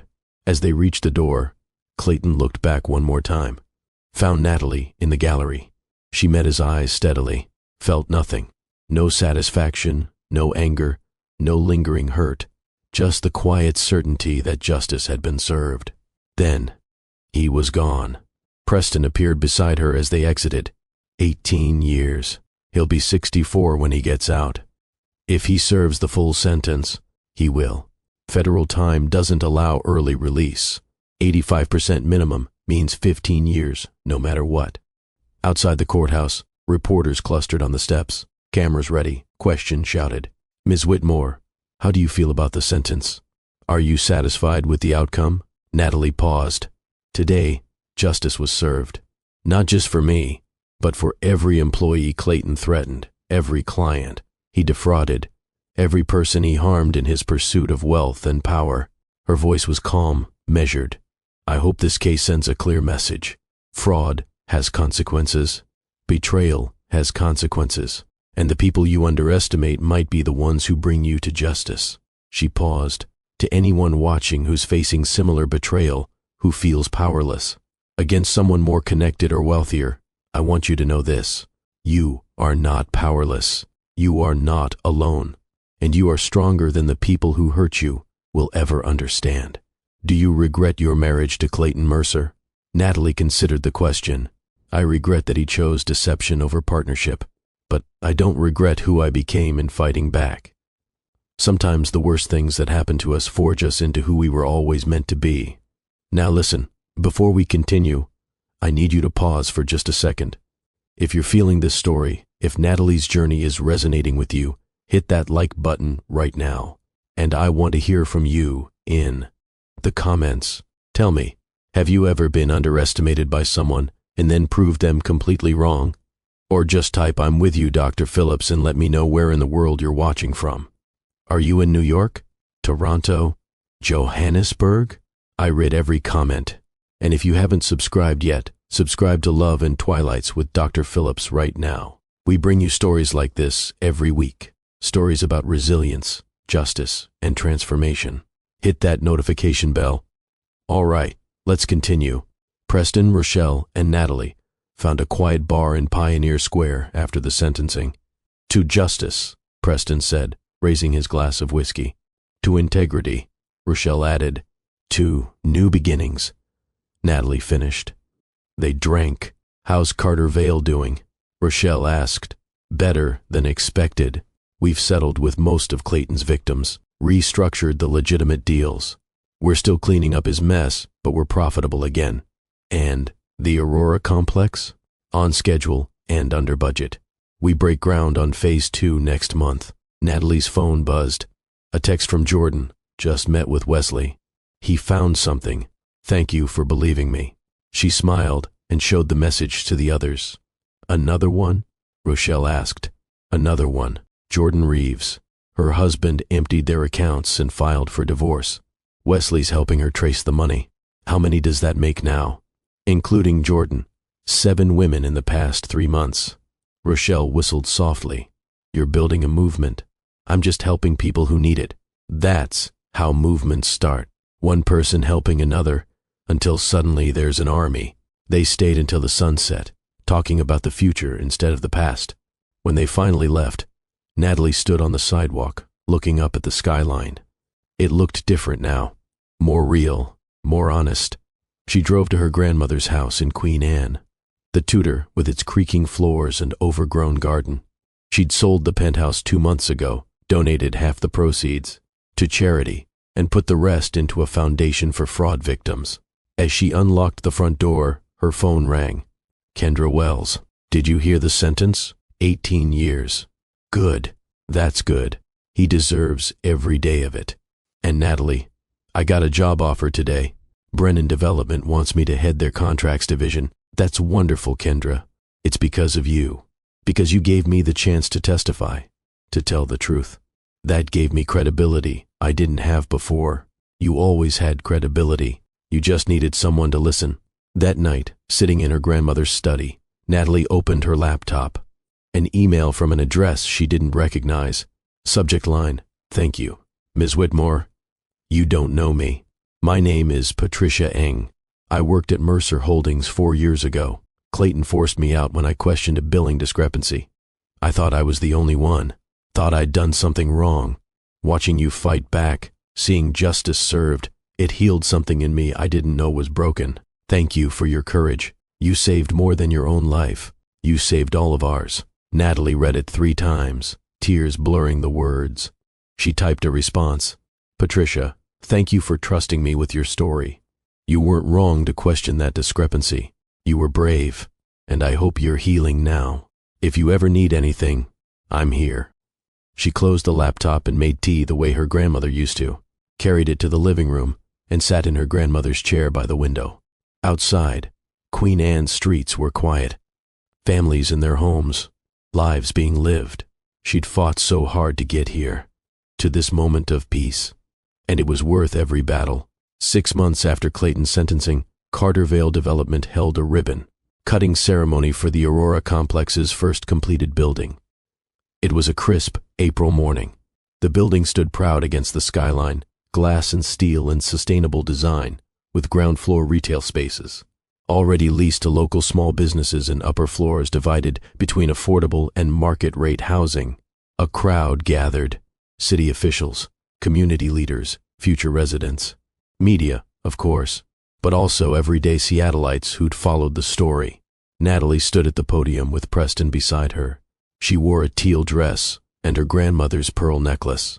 Thank you all for being here today. 6 months ago, this site represented something ugly, a development built on fraud and exploitation, designed to profit a few while displacing many. She gestured to the building behind her. Today, it represents something different. Community, sustainability, the idea that we can build wealth without destroying the people around us. Applause rippled through the crowd. This building houses 40 families in affordable units and 20% in market-rate condos. The ground floor hosts 6 small businesses owned by Seattle residents. The rooftop gardens are communal spaces, and every design choice was made with the question, how does this serve people?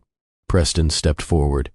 When Natalie and I founded Cartervale Development, we made a promise that we'd build with integrity, transparency, and community benefit as our core values. This building is proof that you can do well by doing good. The mayor spoke next, praising the project's vision. Then Maria Santos, a single mother who'd won a lottery spot for a 2-bedroom unit. Maria's voice shook. 6 months ago, I was living with my 2 kids in my sister's basement, working 2 jobs but couldn't afford Seattle's rents. I put my name in the lottery not believing anything would happen. But then I got the call, and now my kids have their own rooms. We have a home. She looked at Natalie. Thank you for remembering we exist. Natalie's throat tightened. When the speeches ended, Natalie and Preston cut the ribbon together. Cameras flashed. The crowd applauded. The first residents walked into their new homes. Afterward, as the crowd dispersed, a young woman approached. She looked familiar. Ms. Whitmore? I'm Sienna Hart. Natalie went still. Sienna looked different, thinner, tired, older than her 28 years. I know you probably don't want to see me, but I needed to thank you. Thank me for telling the truth about the accounts, for making it clear I didn't know they were illegal. My lawyer said if you hadn't specified that in your press conference, I'd probably be facing charges too. Did you really not know? Sienna's eyes filled with tears. I swear I didn't. He told me the money was from bonuses and investments. He showed me paperwork that looked legitimate. I thought I'd found someone successful who wanted to take care of me. I was so stupid. You weren't stupid. You were lied to by someone very good at lying. I destroyed your marriage. No, Clayton destroyed our marriage. You were just the weapon he used. There's a difference. Sienna wiped her eyes. I lost my job, my apartment. Most of my friends stopped talking to me. Everyone thinks I'm a home wrecker. Are you okay? Financially, I'm staying with my mom, working retail while I figure out what's next. It's humbling, but I'm surviving. Natalie pulled out her phone. I'm going to give you Rochelle Tan's number. She's an attorney who specializes in helping people rebuild after fraud. Tell her I sent you. Why would you help me? Because you're another one of Clayton's victims, and because being kind costs me nothing. Sienna stared at the number. I don't deserve this. Maybe not, but maybe that's not the point. After Sienna left, Preston appeared. That was generous. That was strategic. If we want to build a better world, we have to model it, even for people who hurt us. Grandmother again? My grandmother always. Over the following months, the pattern continued. Jordan Reeves successfully proved her husband had hidden assets in offshore accounts. Wesley's forensic work was so thorough that Marcus settled rather than face court. Another woman, Lisa Tran, discovered her partner had forged her name on business loans. Rochelle got the loans invalidated and the partner charged with fraud. Another, Keisha Williams, found her ex-husband had been skimming from their jointly owned restaurant. Trevor Huang's audit uncovered 2 years of theft. One by one, women who'd felt powerless discovered they weren't. And each time, Natalie was there, not as a savior, but as a guide. The foundation she'd established, the Whitmore Integrity Fund, grew beyond expectations. It provided legal support for fraud victims, financial assistance for whistleblowers who lost jobs, and educational programs about financial abuse.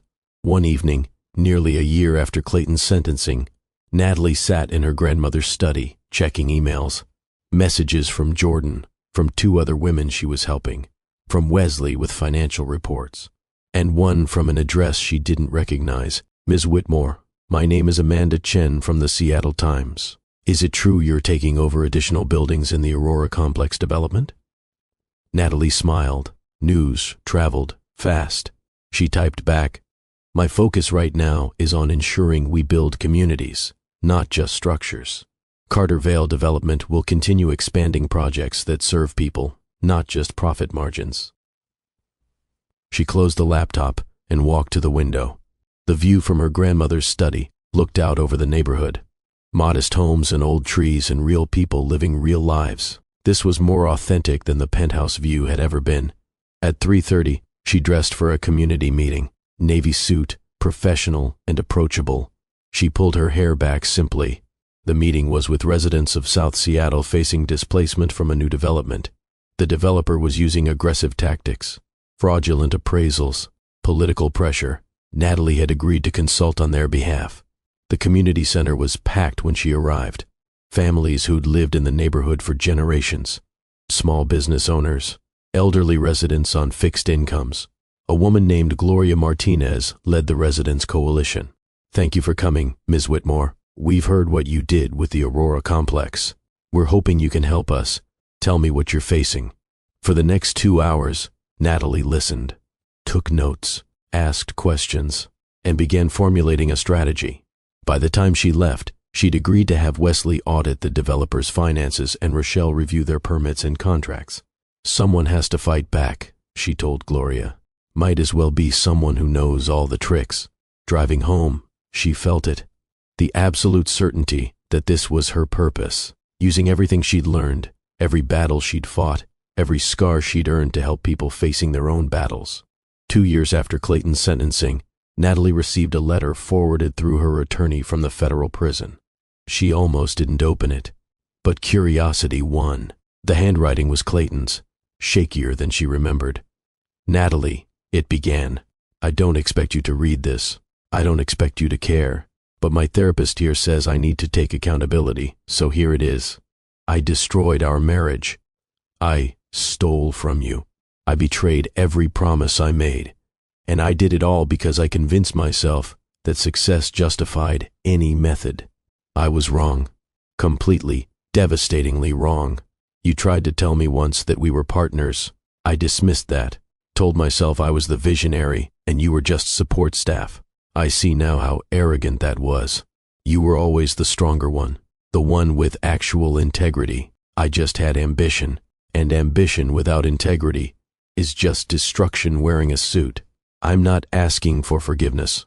I don't deserve it. I'm just saying I finally understand what I lost. I had everything that mattered, and I traded it for nothing that lasts. I hope you're happy, Natalie. I mean that genuinely. I hope you built something beautiful from the wreckage I created." Clayton. Natalie read it twice. Felt nothing. No anger. No satisfaction. Just a distant sort of pity for a man who'd learned the lesson too late. She folded the letter and placed it in a desk drawer. Not to cherish, just to close that chapter. Then she pulled out fresh paper and wrote her own letter. "Clayton, thank you for your honesty. I don't forgive you because forgiveness implies I'm still carrying what you did. I'm not. I've moved on completely, built a life and a company, and a legacy based on everything you weren't. You taught me what not to be, what not to accept, what not to tolerate. And for that lesson, painful as it was, I'm grateful, not to you, but to the universe that used you to show me who I really am. Your redemption is not my responsibility. Your growth is not my concern. You're a chapter in my story that's already been written and closed. I'm on to new chapters now, ones you'll never be part of. Goodbye, Clayton, permanently. Natalie Whitmore." She sealed it, addressed it, and mailed it that afternoon. The last communication they would ever have. That evening, she attended the grand opening of the Aurora Complex's final building. 5 structures now stood on the waterfront, housing 300 families and 60 small businesses. The crowd was massive. The mayor, community leaders, hundreds of Seattleites who'd followed the project from scandal to redemption. Preston spoke first, detailing the numbers. On time, under budget, providing affordable housing for 120 families. Then Natalie took the podium. 2 years ago, this site represented everything wrong with unchecked greed, one man's ego over everyone's well-being. She paused. Today, it represents what we can build when we choose integrity, when we ask not what makes us richest, but what serves us all. She gestured to the crowd. You are what makes this complex matter. The families raising children here, the small business owners building dreams. You're the success story, not the buildings. You. The applause was deafening. My grandmother founded Cascade Financial on the principle that money is a tool for building community, not a weapon for extracting wealth. She taught me that real success whispers, that integrity costs nothing but is worth everything. Her voice grew stronger. I lost a lot 2 years ago. A marriage, a life I thought I wanted, but I gained something infinitely more valuable. I gained myself. I gained purpose. I gained all of you. As she stepped away from the podium, people surged forward, wanting to shake her hand, share their stories. An elderly woman pressed Natalie's hand. My granddaughter lives here now, has a safe place to raise my great-grandchildren. You gave her that. A young man approached. I run the coffee roastery downstairs. 6 months ago, I was working 3 jobs trying to save for commercial space. Your affordable retail program made my dream possible. Thank you. One after another, people shared how the Aurora complex had changed their lives. As the evening wound down, Natalie found herself at the waterfront edge, looking out at Elliott Bay. Wesley joined her. Quite a journey from that coffee shop in Fremont. Quite a journey from a lot of things. Any regrets? She considered carefully. I regret the time wasted, but I don't regret where it brought me. So, no. No real regrets. What's next? There's a project in Tacoma. A development about to displace 300 low-income families. The developer is using the same tactics Clayton used. And I'm going to stop him. Wesley laughed. Of course you are. Someone has to. As they walked back, Natalie felt the certainty. This was her purpose. Not just building, but protecting. Using everything she'd learned to help people facing their own battles. Now listen, I want to talk to you for just a moment. What Natalie's story teaches us is simple. The worst thing that happens to you doesn't have to define you. Your response to it does. When people betray you, when they steal from you, when they think they've destroyed you, remember this. You might own the bank and not even know it yet. You might have power you haven't discovered, strength you haven't tested. And the person who underestimated you is about to learn the most expensive lesson of their life. So if you're in that moment right now, if you're facing your own Clayton, I want you to remember Natalie. Remember that patience is power, that integrity wins, that the fight is worth it. And I want you to share this video with someone who needs to hear it. Someone going through a divorce, someone facing betrayal, someone who feels powerless. Send them this story. And then drop a comment below. Tell me one thing you're taking from Natalie's journey. Or just type, I'm with you, Dr. Phillips. Let me know you're here. And if you haven't subscribed, do it now. Hit that subscribe button. Turn on notifications. Because every week, we bring you stories that remind you why courage matters. Why you're stronger than you think. This is Love and Twilights with Dr. Phillips. And we're building something powerful here. Join us. 3 years after everything began, Natalie stood in her grandmother's study on a quiet Sunday morning. Sunlight streamed through the windows. The house was silent, except for the old wood settling. She opened the journal she'd started keeping. Her own wisdom to pass down someday.